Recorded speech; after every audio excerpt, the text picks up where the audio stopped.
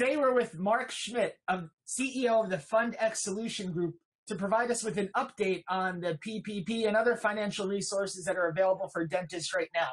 So Mark, thanks for joining us today. My pleasure, Richard. Happy to be here. Thank you. And what can you tell us about the current state of the Paycheck Protection Program, or PPP as it's more commonly known? Well, the most important thing right now is the PPP Flexibility Act, which was signed into law just last Friday, June 5th, made some very significant changes to the program, which will be of interest to all new borrowers as well as anybody who has a PPP loan prior to that. Mm-hmm. Very briefly, there were five, I'd say, that are important changes that were made. Number one, the time period within which to spend the money and have it forgiven or spend it on eligible expenses was extended 5 weeks to 24 weeks, which should be tremendously helpful for a lot of practices, for example, that were shut down completely and didn't have staff to pay. So that's a very helpful change. The second change was under the prior rules, you had to spend 75% of the eligible expenses had to be payroll. So you could only spend 25% on non-payroll, meaning mortgage interest, utilities, and rent. They raised that percentage to 40%. So you now have more flexibility with regard to spending the money and having it forgiven. So that should be helpful for a lot of practices. The third provision, they deferred under the previous law. You had a 6-month deferral. You didn't have to start making any payments until month 7 for any amounts that were not forgiven. Okay. Now, if there are any amounts that are not forgiven, you don't have to make a payment until the SBA makes a decision on the forgiveness amount. That can be 10 months or even longer in some circumstances. So the good news is you can wait until the SBA makes that final decision before you have to worry about making any payments if you don't get the entire loan forgiven. Okay. Fourth provision, under the previous rules, under the CARES Act, if you had reduced salary or reduced your FTEs versus earlier in the year, there was a reduction in the forgiveness amount, kind of a complicated formula, but in essence, if you reduced your staffing or reduced your salary, they would reduce the forgiveness amount. And there was an exception to that was if you restored either the salary or the FTEs by June 30th. They've extended December 31st. So if you, in fact, you did reduce FTEs in that narrow window earlier this year, you now have until the end of the year to restore that and avoid the reduction. And the fifth important provision, in my view, is that they allow for a total loan term of up to 5 years. Now, or excuse me, a minimum of 5 years. Prior law, actually the law allowed longer, but the SBA and Treasury set the term at a 2-year note. So if you didn't get your loan forgiven, you only had 2 years to pay off the rest of it. That's been extended to a minimum of 5 years with a caveat. The lender and the borrower have to agree on that. So you'll have to work with your lender if, in fact, you have an amount that is not forgiven and you want a longer time period to pay it back. So those are the major changes. Those apply to existing loans and also new loans. And there still are a few new loans being made after the June 5th effective date, which will automatically have the 5-year term and automatically have a 24-week time frame. Okay. And are there any limitations as to who's eligible for this program? For the changes in the program, like 24 months and the 5 years, anybody who has a PP loan is eligible. Okay. The changes, most of them are retroactive. The only exception being that 5-year, if you want a longer term to repay it, you have to work with your lender on that. As far as eligibility for a PP loan, that has not changed from the original law. It's basically pretty broad. It's any business with less than 500 employees, even sole proprietorships, self-employed. So it's a pretty broad definition of small businesses, and it has not been changed by the Flexibility Act. Okay, and you said earlier that they're now expanding the loan and what the loan can be spent on. So it's not just payroll, but up to 40% could be on other expenses. One of the big concerns right now is funding PPE equipment, because now dental practices are going to have to be spending more on masks, gowns, and even just other Absolutely. things that need to ensure infection control. Are those items eligible as part of the program? That's a really interesting question. And the way the law is written, answer is probably not. Okay. Payroll was very specific in the law. It was utilities, it was rent, and it was mortgage interest, the only three areas. Now, we thought they might amend that for the very reason you just indicated, but that's not in the law. Okay.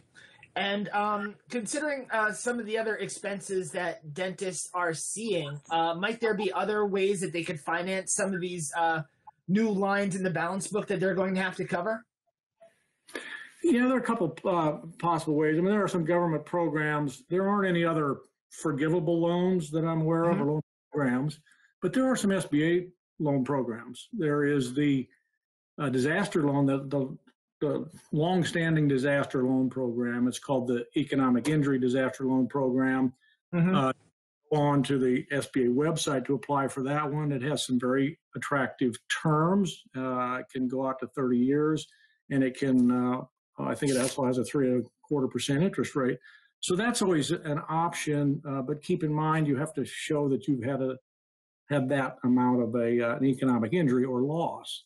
Outside of that, the SBA lending programs are still alive and well. FundX Solutions Group is a very active SBA lender.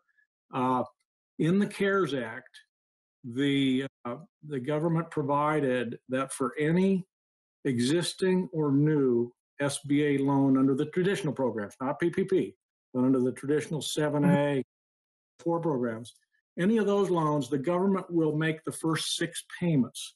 So that's also an attractive option for a practice to consider, knowing that if they qualify or if they already have a loan, the government's going to help them there with the first 6 loans. So that's another government option to consider. There are also obviously private lenders that are still out there. There were a number of them, especially a number of internet type lenders that pulled in their horns, stopped lending either temporarily or permanently, but there are a number that are still out there. And our parent company, for example, Bankers Healthcare Group, has continued lending right through this crisis. BHG and some others are available. BHG has a program. They specialize in commercial loans to healthcare professionals. And during this crisis, they introduced a product that would allow about 3 months of deferred payments. You know, looking at the status of the dentists and other practitioners, figuring that about 3 months would give them the breathing room they needed to get back in business. So there are some private loans available out there also. Okay, and one of the challenges when the program was first introduced a couple of months ago was just the sheer volume of people applying for these loans. Absolutely. And it was often hard just to get the government's or the attention of private lenders too. How has that improved since then? It has improved vastly. You know, the initial program rolled out and there were, you know, the rules didn't come out till the day before. The demand overwhelmed supply, just put it that way. The demand overwhelmed supply, that first tranche of funds was exhausted within a week. And that's why Congress renewed it, right? And added another $310 billion.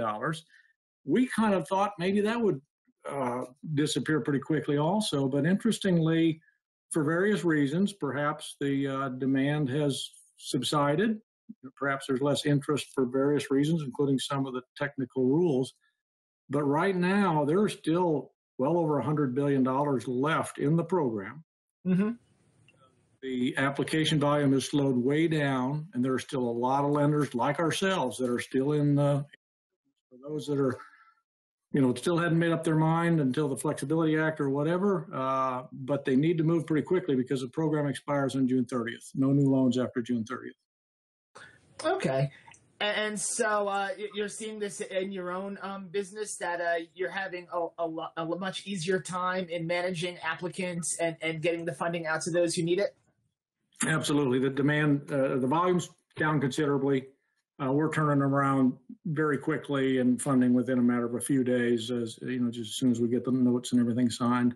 You know, but there are some specific documents that need to be submitted with the application, and that's usually the slowdown, right? Do you have all the payroll information, everything else that's required to qualify? But you know, frankly, the demand has slowed considerably. Even SBA, it looks quite obvious that the funds are going to last right up till the end of the program. So anybody who's still held off for whatever reason and is eligible, now would be a great time to get an application in. Okay, and if you were one of these dentists who wanted to get enrolled in the program and start getting some of that funding, what would that first step be for them to do? First step would be to contact a lender, either FSG or go on the SBA website and look for eligible. They've got a list of lenders right there. You just click on a link. You know, if they want to find a local lender, they're welcome to give us a call or go to our website and find our contact information. Should not be hard at this point to find a lender that's got capacity and willing to jump in and help quickly. Okay. Do you have any other comments about the program or looking ahead to what might be next for these dentists? Well, we're watching very closely for further changes in the program.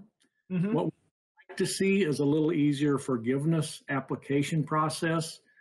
You know, that application has come out. It's 11 pages. It is complex, and there are no shortcuts or streamline for smaller loans. And that's what Congress has been, or that's what trade groups and banks have been pushing. We'd like to see something a little simpler. You shouldn't have to have the same complexity for a forgiveness application for a $10,000 loan as you do for a $10 million loan. That's what we're hoping for. That's what we're pushing for. In the meantime, the 24 weeks or the period is up for your particular loan. Application form is already out there. It's on the website. You might want to start studying that and start collecting all the documents so that you're ready when the time comes. And keep your fingers crossed that Congress simplifies the process for the smaller borrowers. Okay, great. Well, thank you for sharing your expertise with us today, and I hope our readers and viewers will be able to take advantage of it. Thanks again. My pleasure.